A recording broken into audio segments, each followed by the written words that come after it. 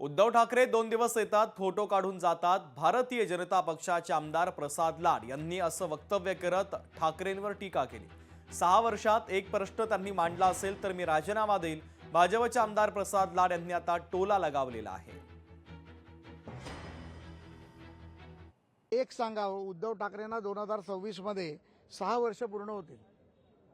मार्च मध्ये, जून मध्ये जे काय होतील, एक तरी प्रश्न सन्माननीय उद्धव ठाकरेंनी सभागृहात मांडला असेल तर मी राजीनामा देतो।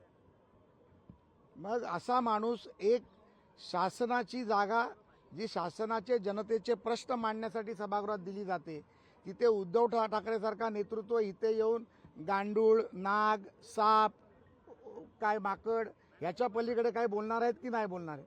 टोमण्याच्या पलीकडे काम करणार आहेत की नाही करणार? आता परिस्थिती अशी झाली आहे की बाप लेकाची परिस्थिती अशी आहे की राज्यातली सत्ता गेली। आता झालेल्या नगर परिषदामध्ये, नगरपालिकांमध्ये ते कुठे दिसले नाहीत। महानगरपालिका निघून जाईल। लोकशाही मराठी ऐका, पहा, जागरूक रहा।